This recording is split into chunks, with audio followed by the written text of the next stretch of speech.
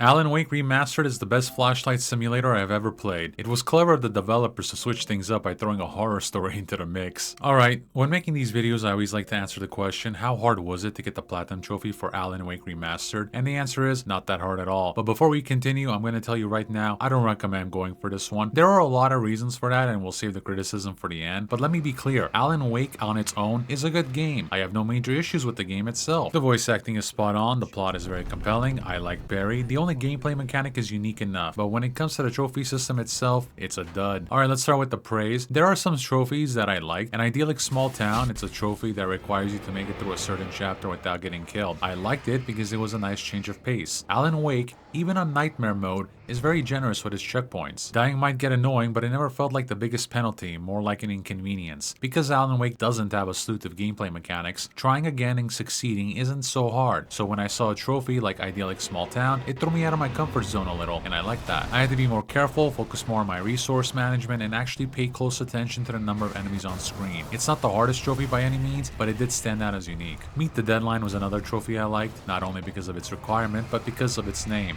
If I had to choose what I love about trophy hunting the most, it's the names. I like creative names and trophies that are puns or references, and Meet the Deadline is an obvious term used in entertainment production, especially for writers, which makes sense because, spoiler alert, Alan Wake is a writer. In universe, he's apparently the greatest writer of all time. His harshest critic is himself. The trophy requires you to make it through Cauldron Lake, one of the game's zones, within 30 minutes. This one might take away your instincts to look around, but it does substitute it by making you think about how you're going to approach it. Either drive straight on through to the finish line or kill enemies as fast as possible. Again, normally a trophy like this wouldn't be that interesting, but because of Alan Wake's gameplay, it was a nice change of pace. Speaking of change of pace, while playing Alan Wake, it never occurred to me to not kill anyone. So when I was going through the trophy list and saw Gunless Wonder, I laughed.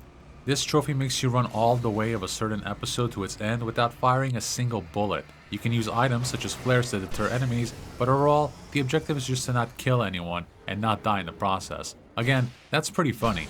It also shows that if the developers tried a little harder, they had the capability to get creative with these trophies, but it's obvious the system wasn't a priority. Like at all. Alright, time for the negatives. A lot of these trophies are unimaginative. I realize generic trophies have to exist, but the game basically is full of them. There's a trophy for dodge once. There's a completely different trophy to dodge 20 times.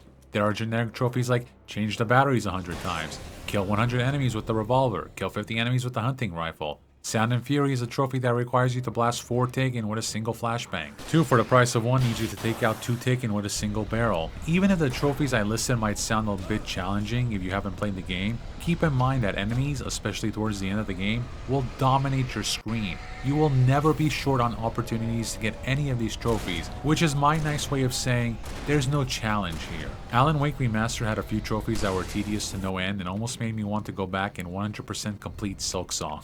They also didn't have any reward whatsoever. Nothing like an alternate ending, infinite ammo, new outfits, infinite batteries, absolutely nothing. For those of you who trophy hunt because of lore implications, I didn't find anything worthwhile there either, and I'm one of those hunters who reads all the files and tries to find the subtext. It was pointless padding, emphasis on the pointless.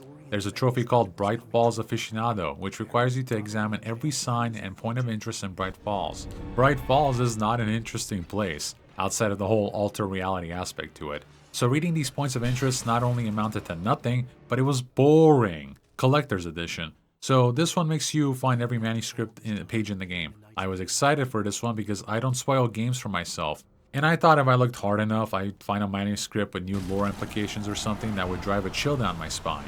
While new and hidden manuscripts did unlock more side content lore, it was nothing worth the revelation.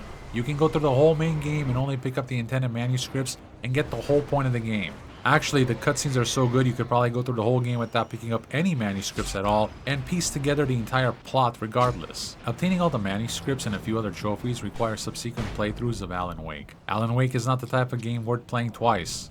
Like, at all. I had to cut down the script because of all the reasons I came with why playing Alan Wake again was a bad idea. It's like writing a horror story and thinking your writing is so good, people are going to get scared reading it a second time even though they know what's coming. The appeal of the game just wears out after the first playthrough. Here's the one that almost made me quit. Once I start a platinum hunt, I never stop, but this one did make me stop from getting all the trophies in the DLC, and I was this close from quitting Alan Wake Remastered altogether, and that was hyper caffeinated. There are 100 thermoses of coffee in the game and you need to find them all. You have any idea how terrible this was? No way to track them, to know which ones you missed outside of memory. You want to know how you make a bad trophy hunt? When you use a guide and the guide doesn't help with the tediousness. It was not fun replaying the whole game with one eye locked on my second monitor to make sure I didn't miss a thermostat. Because if I did, I risk having to replay the entire game. Again. Seriously. I realize the Alan Wake community is a fan of thermoses as merch items. And I'll probably get one too just because it's fun and iconic to Alan Wake. But as a trophy hunt, it was a disaster. This trophy alone is the sole reason you shouldn't go for the Platinum Trophy. I don't recommend it. The remastered version does come with both DLCs. The DLCs might be short, but they're very unique to the themes of Alan Wake and I recommend them. However, I didn't go trophy hunting for either of them. I just didn't see the point. The main game exhausted me and I don't see myself being motivated to go back. There's no reward. The DLCs are good, but there's no replayability value. And this is the first time I got a Platinum Trophy and decided, nope, I'm done. As far as Alan Wake 2 and Control go, I am going to get those games, but those are for me, guys. I don't plan on platinuming them, and I don't plan on making a video on either of those games. Those games are for me time, so I'm going to end this video by saying it. I won't be seeing you guys in Alan Wake 2 or Control. Please like and subscribe.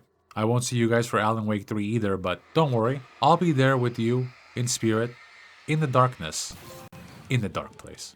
Yowza! Very. Hey, bestseller! Looking good!